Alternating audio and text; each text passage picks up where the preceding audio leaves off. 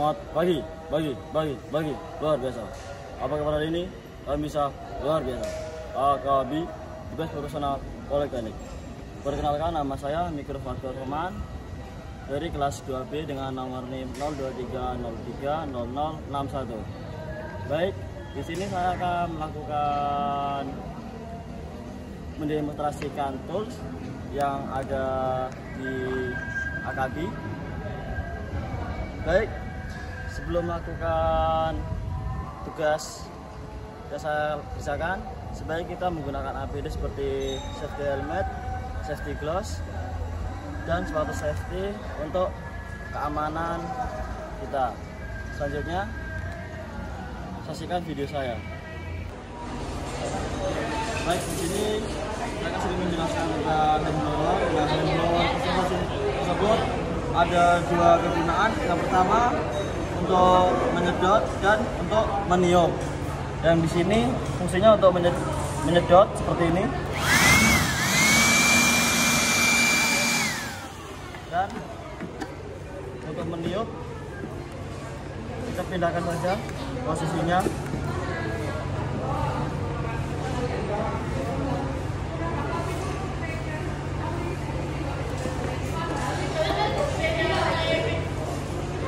Seperti ini akan meniup.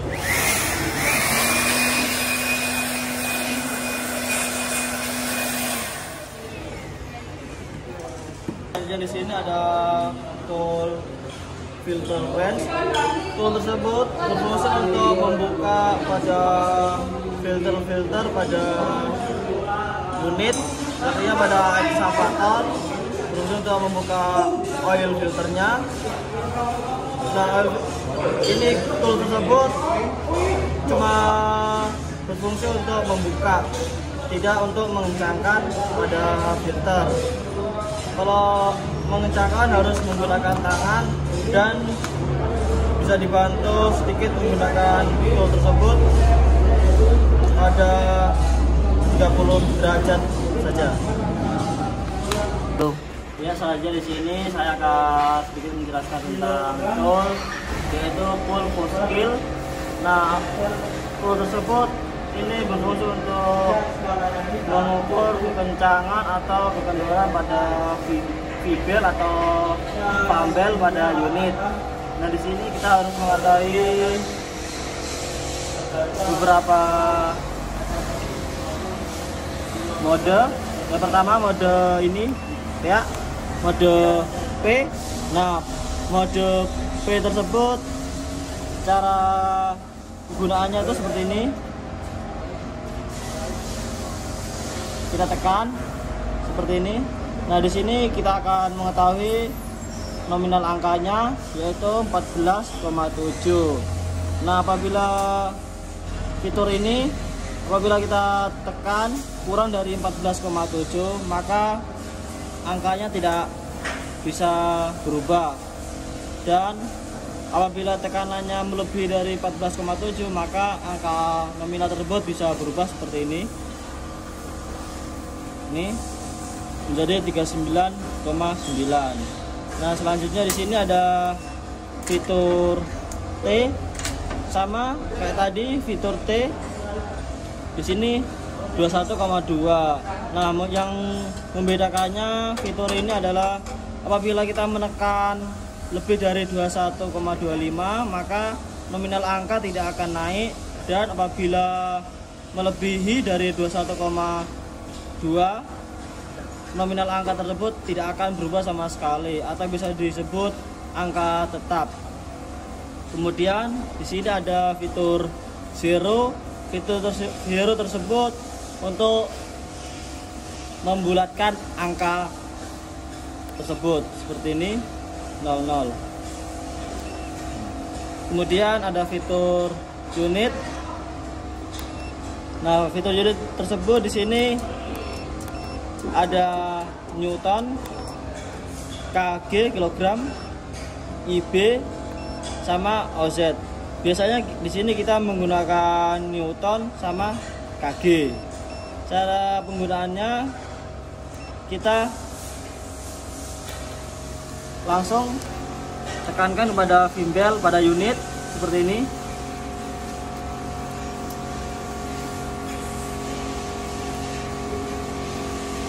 Nah, di sini terdapat 38,8. Nah, selanjutnya untuk mengetahui kekencangan dan kekendoran pada V-bel pada unit, kita bisa melihat pada UMM untuk mengetahui kekencangan dan kekendorannya pada V-bel. Apabila V-bel kurang kencang atau kekencangan, kita bisa menyetelnya lewat sini. Baik, selanjutnya di sini ada hidrometer. Nah, hidrometer tersebut berfungsi untuk mengukur massa pada aki, air akinya pada tiap selnya. Caranya seperti ini. Kita sedot air akinya.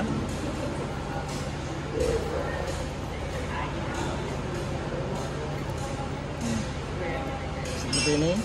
Apabila merah ini, maka berat jenisnya kurang atau kurang baik pada akinya.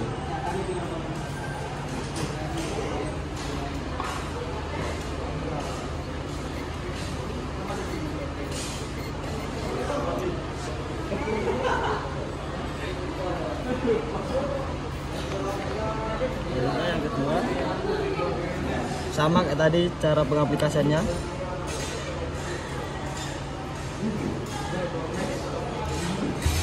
Ini merah, maka berat jenisnya kurang.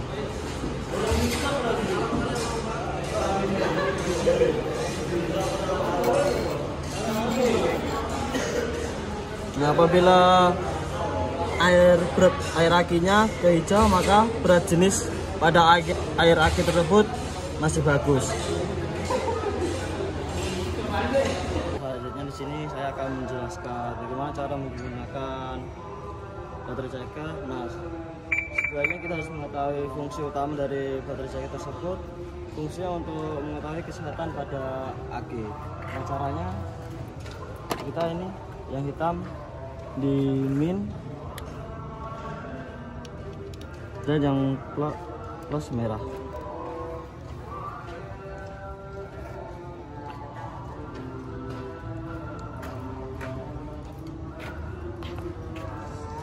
Nah, di sini kita akan mengetes 3 ya, yaitu baterai test, cranking test ya. Selanjutnya cara kita mengukur baterai test yaitu seperti ini. Kita menggunakan regular holder SAE. Di sini kita mengetahui pada tegangan aki yaitu 45 ampere SAE.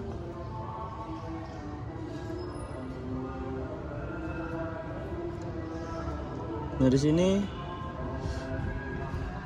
baterai tesnya health-nya 100%, charge-nya 98%, dan internal R-nya 7,28 ohm dan rated-nya 45 ampere atau good baterai. Selanjutnya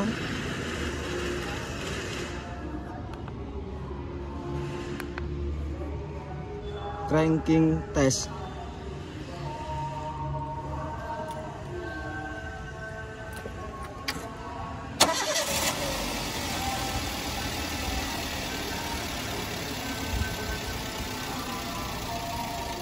Yaitu cranking testnya terdapat timenya 1262 ms. Nah, crank normalnya itu terdapat 10,97 volt. Selanjutnya charging test.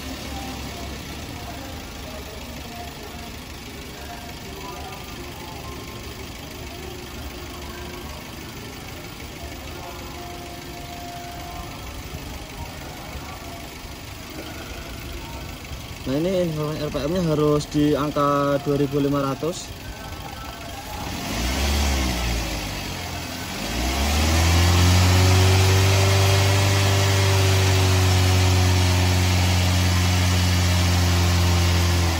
Nah di sini sudah tertulis loaded-nya itu 13,50 volt dan unloaded-nya itu 13,70 volt. Dan reply-nya itu 5 mF. Dan sini no input. Ya, selanjutnya di sini ada grease pump. Nah, grease pump tersebut berfungsi untuk menambah pada grease pada unit. Nah, contohnya di excavator di bagian track link. Nah, cara penggunaannya kita tinggal masukkan ke nepelnya saja seperti ini. Apabila sudah masuk lalu kita pompa seperti ini. Nah, apabila sudah penuh atau sudah terisi maka track link sudah terangkat atau semakin kencang. Ya, selanjutnya di sini ada tool engine compression tester. Nah, tool tersebut berfungsi untuk mengukur pada kompresi pada engine. Cara penggunaannya kita menggunakan converter ini, kemudian kita sambungkan seperti ini, converter lagi. Lalu kita tancapkan, kalau semisal pada unit excavator kita tancapkan kepada nozzle-nya, lalu kita starter, maka kita akan mengetahui angkanya. Nah, satuannya tersebut ada dua, yaitu kg per cm persegi dan PSI. Biasanya digunakan itu satuannya yang PSI. Selanjutnya di sini kita akan bagaimana cara menggunakan kompresi tester. Yang pertama kita pasang port yang pas, kemudian kita masukkan ke lubang nozzle-nya seperti ini. Nah, setelah sudah kita bisa starting motor, starting engine-nya. Nah, sehubung engine off maka tidak bisa diukur. Apabila engine on, maka di sini angkanya akan naik, maka kita akan mengetahui berapa kompresi engine tersebut. Baik, selanjutnya di sini ada alat pressure hydraulic kit.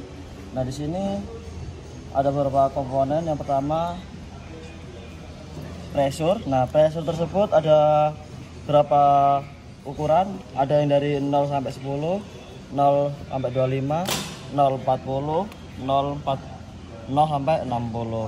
Nah, ini kita bisa menggunakan sesuai yang tertulis pada UMM atau SM pada setiap unit, karena setiap unit itu memiliki ukuran yang berbeda-beda. Nah, di sini selanjutnya komponennya ada yang bernama nepel NPT. Nah, nepel tersebut di sini ada dua macam. Nah, di sini cuma ada satu yang berjenis NPT. Yang nggak ada itu berjenis kopling. Nah, cara menggunakannya yaitu ini kita. Nah, di sini kita ada sudah disediakan hose-nya. Cara menggunakannya ini kita masukkan sini. Ini.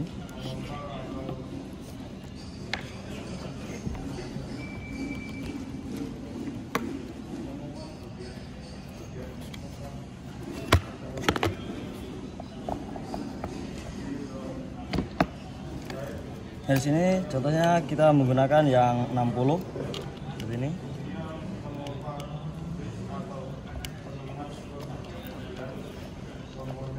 Nah, apabila sudah begini, kita akan colokan ke nipple pada port hidrolik.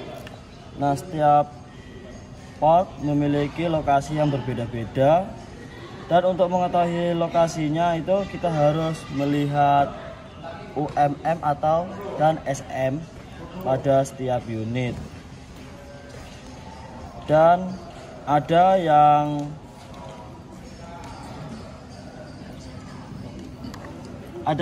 hidroliknya itu memiliki semuanya itu satu port, dan ada yang setiap aliran itu satu port.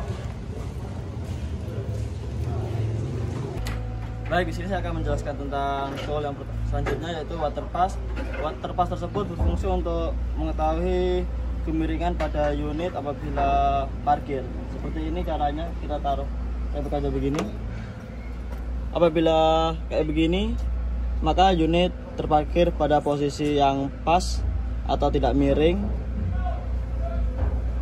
Nah, tool tersebut di sini ada komponennya, yaitu magnet untuk menempel pada besinya seperti begini. Kita bisa tempelkan.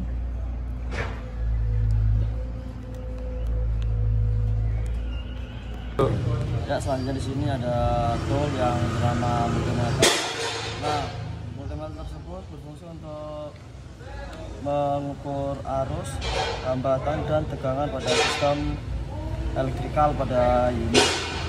Nah, di sini bila untuk mengukur volt sama ampernya, di sini kita harus menggunakan alat bantu, yaitu power supply untuk membantunya. Nah, cara pengaplikasiannya kita tinggal hubungkan ke kabel yang kita akan ukur. Ya, selanjutnya di sini ada filler gauge. Nah, filler gauge tersebut berfungsi untuk mengukur celah antara rotor arm atau valve atau adjusting valve namanya. Nah, cara ukurannya kita bisa melihat pada SM. Nah, cara penggunaannya kita kendorkan ball tersebut gini. Apabila sudah kendor, kita bisa melakukan penyetelan menggunakan opening min ini. Kemudian apabila sudah pas, tidak terlalu kencang atau tidak terlalu kendor, setidaknya seret posisi filler gauge tersebut. Lalu kita bisa kencangkan bautnya kembali. Selanjutnya ada radiator cap tester. Nah, radiator cap tester tersebut berfungsi untuk mengetahui apabila ada kebocoran pada di radiator. Nah, cara penggunaannya seperti ini. Pertama kita ganti dulu tutupnya ini. Kita pasang seperti begini. Kemudian kita kompas seperti ini. Nah, apabila sudah terisi ini, apabila jarumnya tidak turun, maka radiator tersebut masih bagus. Apabila jarumnya turun, maka ada terjadi kebocoran pada radiator tersebut.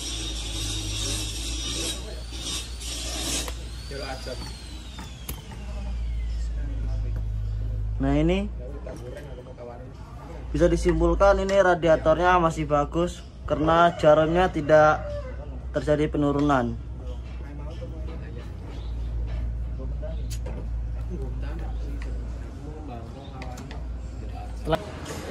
Baik, selanjutnya di sini ada hand oil pump.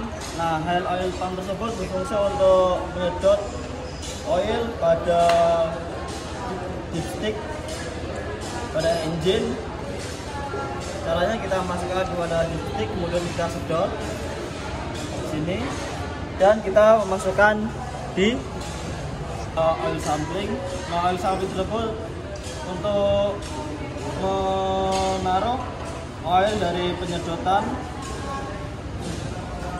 Nah, setelah dimasukkan pada oil sampling, maka bisa dicek oilnya apakah ada tercampur air radiator atau gram-gram pada engine. Water quality tester. Nah, alat tersebut bisa mengukur beberapa jenis tester. Yang pertama, di sini kita bisa mengukur salinity atau kadar garam, temperatur, pH, sama EC atau electrical conductivity. Cara penggunaannya kita on-kan saja begini. Kemudian kita di sini masukkan ke air.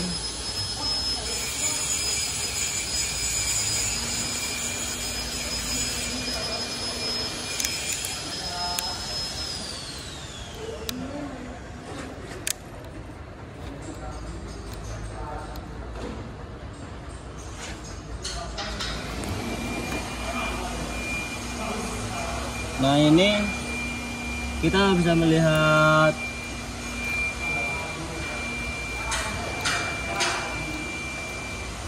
kadar garamnya itu 54,8. Kemudian di sini kita bisa melihat pH-nya. Nah, pH-nya di sini terdapat 0,91. Nah, selanjutnya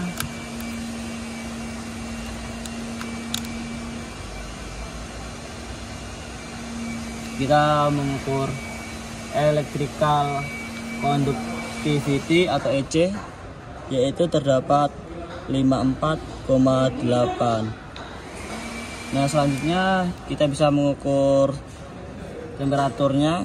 Kita tinggal tekan aja tombol ini, tahan seperti ini. Di sini terdapat 26,7 Celcius.